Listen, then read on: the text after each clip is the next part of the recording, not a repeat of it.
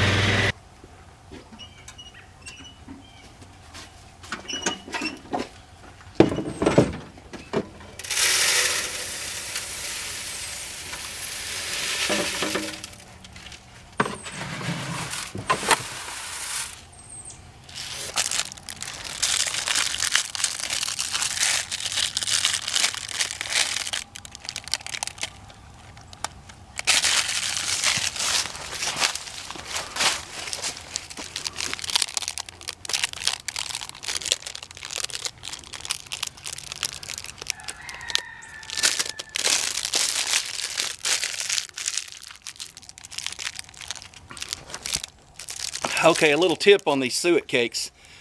These are for feeding woodpeckers. Well, just about anything will eat them. But it's basically seeds and berries and even some bugs sometimes, depending on what they put in them, that are packed in a grease, a hard fat. And you put them in a little cage like you saw me doing. These can be really greasy if they're kept at room temperature. So when I bring home, I buy them by the case. When I bring them home, I just drop them in the freezer. They stay frozen. I get them out of the freezer. They're a whole lot cleaner to deal with if you keep them frozen. Look at them.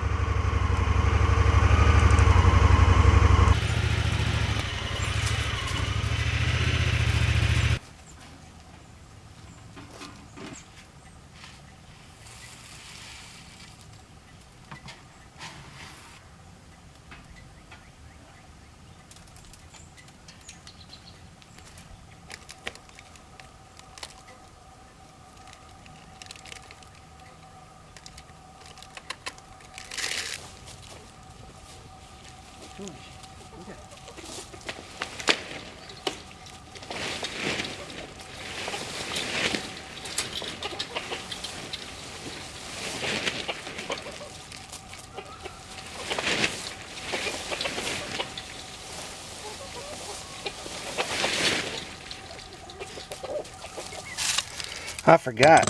I put that on there with channel locks last summer so it wouldn't leak.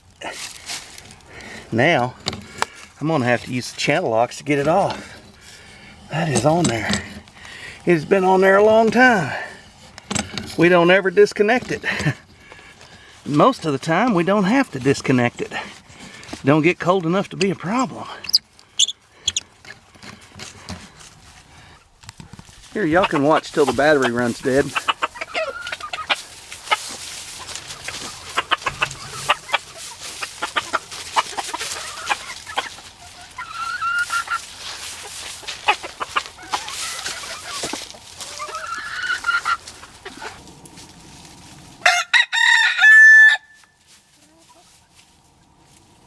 I know everybody loves watching chickens, but we got work to do. Let's go. I got 5 or 10 pounds of corn left in this bucket, so I'm gonna go dump it out where I feed. I don't feed here all the time, but periodically I dump food out by hand here. This is mainly just for viewing deer, not for, I don't ever hunt here. Not saying I wouldn't shoot a whopper if he stood here, but just backdoor watching is what this is for.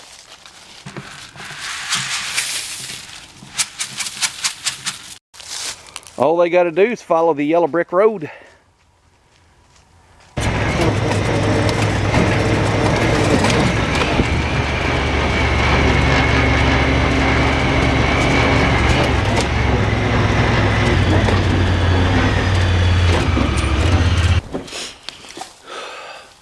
This is the straw barn. We don't, this was our last year of baling and selling straw, and all we got left is some damaged bales that people have been picking through.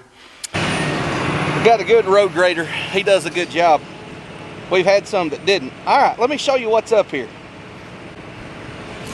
This is my water meter. This is the way the water company does it. They just lay it on top, no lid on it. That's the line going to my house right there.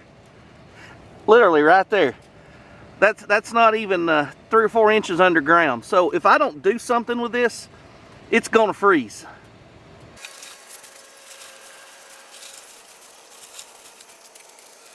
So now I've got about 8 to 9 inches of straw on top being weighted down by the lid. That may not look like much to you, but straw is an insulator. Each of those stalks are hollow. They hold air. I did this once before when it froze out, when it froze up, when it got down to like -12 or something. I didn't have anything in there. I thawed it out, put a little straw on it, no problem. So I should be good to go now. Until the water department wants to lower the depth of my meter, there really ain't much I can do about it. I just noticed them daffodils starting to sprout. You see the 3 clumps I planted? They're fixing to find out the hard way. Spring ain't here yet. Now that straw ain't gonna completely cover all that, and I don't intend to. What I intend to do is give them a little more in their nesting box, which they'll rake out. As you can see, 2 of them are in there pecking. It'll give them something to scratch through. It'll keep them busy.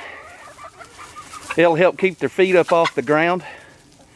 And then I've got a whole container full right there. So if the snow blows in there, we can rake the snow out and give them more straw.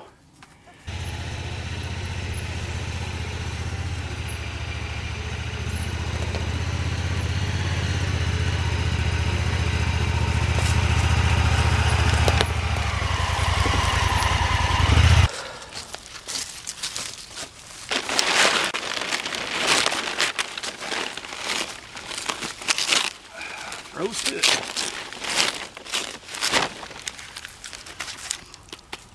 Roast it.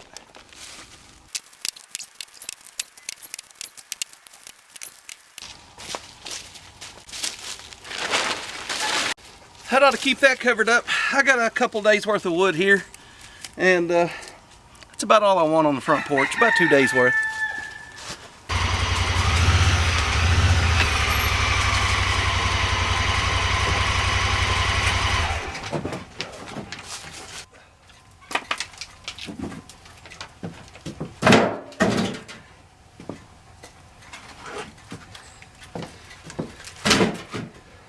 What is that? That is a mixture of land pellets, scratch grain, milk, and about a teaspoon of bacon grease, all mixed up. That's for the front yard chickens, and some fresh water.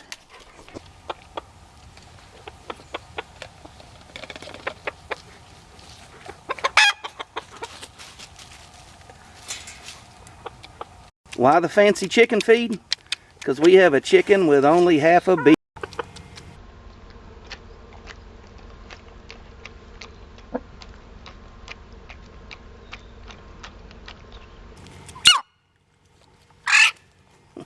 All right, all the chores are done. Now we're gonna go down to the shop and watch Michael work on the smoker. I'll bring you guys along.